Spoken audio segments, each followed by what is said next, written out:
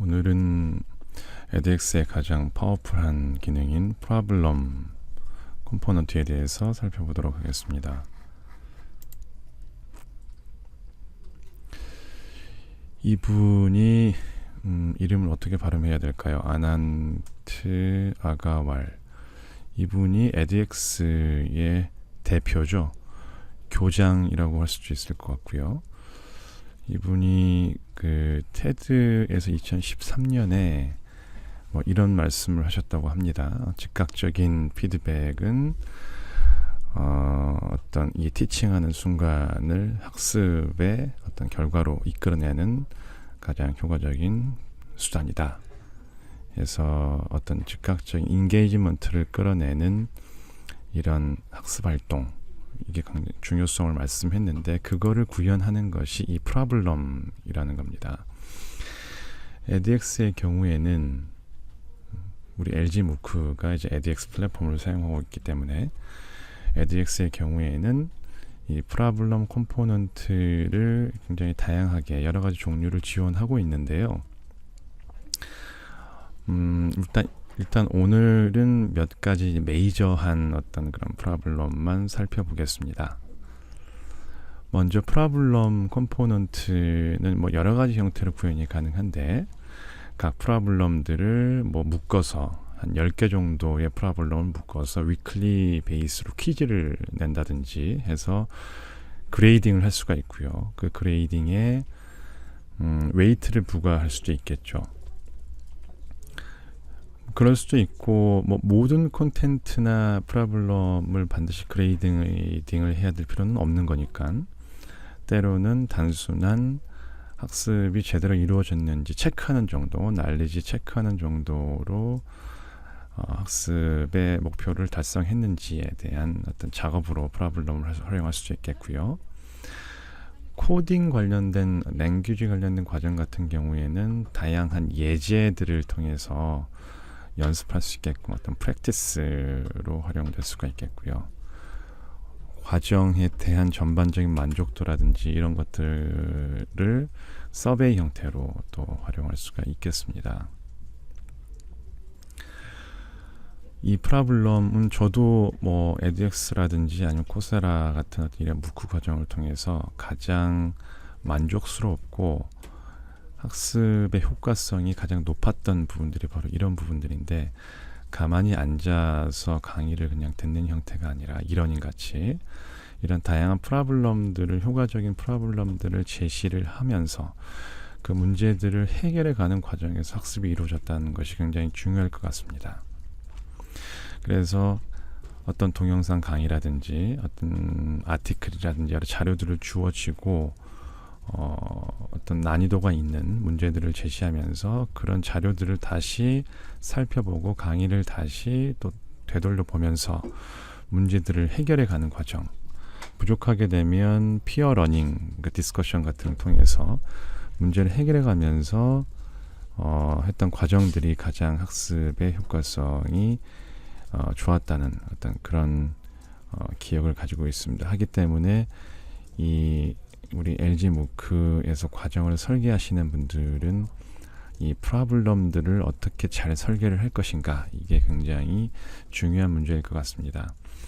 여러 가지 프로블럼 타입들이 제공을 하고 있는데요. 이제 주요한 것들은 이제 블랭크 커먼 프로블럼, 체크박스 프로블럼, 뭐 여러 가지들이 있습니다. 몇 가지만 간단하게 살펴보고 지나가겠습니다. 말 그대로 그냥 그 일반적인 형태의, 뭐 어떠한 형태의 답을 달 수 있는 일반적인 형태의 그런 프로블럼이 되겠습니다. 체크박스는 우리가 우리말로 하면 선다형인데 하나 이상의 답을 고를 수 있는 문제. 제 생각할 때는 이 객관식 형태의 문제 중에서 이 체크박스 프로블럼을 잘 활용하게 되면 굉장히 효과성이 높았다는 생각이 듭니다. 예를 들어서 오지선다형의 답을 주고 맞는 것을 다 고르시오 라는 형태가 되는 건데요.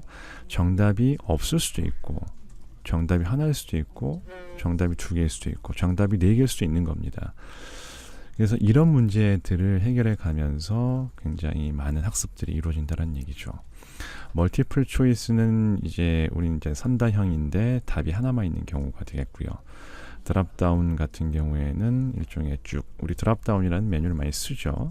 거기에서 해당하는 것들을 그냥 고르는 형태. 뉴메리컬 인풋, 숫자를 인풋하는 문제겠죠.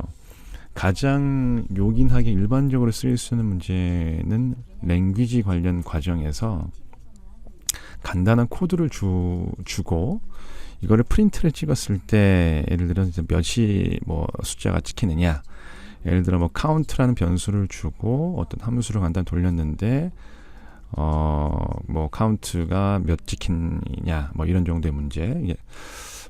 카운트가 글로벌 변수냐 아니면 로컬 변수냐에 따라 가지고 카운트가 이제 변하는 문제들이 보통 많이 이제 출제가 되잖아요. 그런 형태처럼 이제 그런 형식으로 좀 활용을 해볼 수가 있을 것 같고, 이제 텍스트 인풋 같은 경우 말 그대로 이제 텍스트를 답을 이제 주어 입력을 해야지 이제 맞게 되는 겁니다. 뭐 예를 들어 어떤 게 있을까요? 뭐 요즘에 이제 알파고가 되게 유행이니까. 이세돌과 최근에 대국을 한 구글이 개발한 AI 머신의 이름 무엇인가 뭐 이런 정도의 문제를 단답형 형태로 낼 수가 있겠죠. 단답형 문제라고 보시면 될 것 같습니다. 이 외에도 지원하는 프로블럼 타입이 굉장히 많은데요. 한번 예제를 한번 살펴보겠습니다. 자, 이 과정이 제가 여기서 지금 현재 계속 만들고 있는데요. 자, 프로블럼 타입이라는 거를 지금 보시면 여기서 현재 제가 퍼블리시를 했기 때문에 여기에 지금 제가 말씀드리는 이 과정들에 대한 슬라이드가 올라가 있고 두 가지 정도 파이썬 코드로 되어 있는 예제를 제가 올려놨습니다. 이 예제는 어드밴스드 에디터로 작성한 예제입니다. 이제 그 말은 뭐냐면 나중에 좀 더 디테일을 볼 텐데 어드밴스드 에디터는 HTML을 직접 편집을 하거나 아니면 XML을 직접 편집하는 약간 더 복잡한 형태의 문제가 되는 거고요. 뭐 이게 꼭 아니어도 심플 에디터로 간단하게 우리가 워드 다루듯이 문제를 출제할 수가 있습니다. 즉 하나씩 실제 해보겠습니다. 자, new 유닛을 또 클릭하게 되면 이렇게 이제 펼쳐지게 되죠. 보시다시피 지금 여러 가지 콘텐트 단위들이 있는데 여기 프로블럼을 여시면 이제 커먼 프로블럼 타입 해서 아까 보신 것처럼 블랭크 커먼 프로블럼도 있고요. 체크박스, 드롭다운, 멀티플 초이스, 뉴메리컬 인풋, 아까 6개의 이제 예제가 있었잖아요. 아까 설명드렸던 것 그대로 한번 해보죠. 뭐 텍스트 인풋이라는 예제를 한번 클릭해 보면 이제 디폴트로 지금 이제 설명을 하기 위한 이제 문제가 있는데요. 이걸 갖다 한번 편집을 한번 해보죠. 자, 여기에 이걸 싹 지우고요. 아까 말씀드렸던 이세돌 구단과 바둑 대국을 벌였던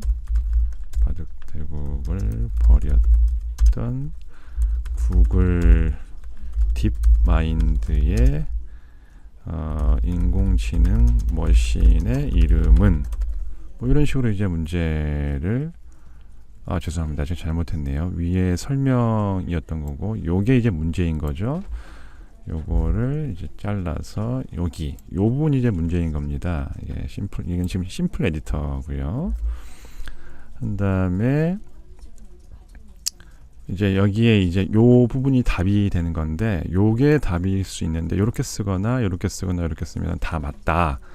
그러면 이제 우리가 한글 혹은 이제 영어로 다 답을 한번 주어 보죠. 요걸 갖다가 한글로 알파고 요것도 정답으로 인정을 해준다는 얘기가 되고요.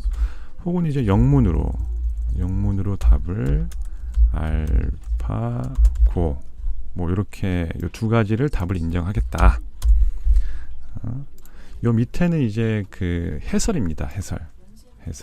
해설은 뭐라고 쓸까요? 뭐 정답은 알파고이죠. 이세돌 구단 화이팅. 뭐 이런 식으로 한번 써보겠습니다. 그런 다음에 이제 세이브를 하시면 자, 요렇게 이제 나오게 되는 거죠. 그래서 지금 이건 이제 우리 스튜디오 상이니까 요거를 그대로 이제 퍼블리시를 해서 실제 발행을 한번 해보겠습니다. 그런 다음에 요거를 이제 라이브 버전으로 이제 LMS 상태에서 보시게 되면 자 이렇게 이제 문제가 이제 나오게 되는 거죠. 그래서 여기서 이제 정답을 이제 써야 되는 거죠. 예를 들어 베타고 라는 답을 쓰게 되면 이제 정답이 아니란 얘기죠. 그렇죠? 그래서 혹은 이제 알파고 라고 답을 쓰시게 되면 자 이렇게 녹색으로 정답이 되는 거고, 혹은 영어로 알파고 이렇게 써도 답이냐? 역시 답이란 얘기죠. 예. 자 이런 형태로 우리 프로블럼 셋을 만들 수가 있을 겁니다. 다음에 좀 더 다양한 어떤 프로블럼 타입을 가지고 좀 더 구체적으로 만드는 방식에 대해서 말씀드리도록 하겠습니다.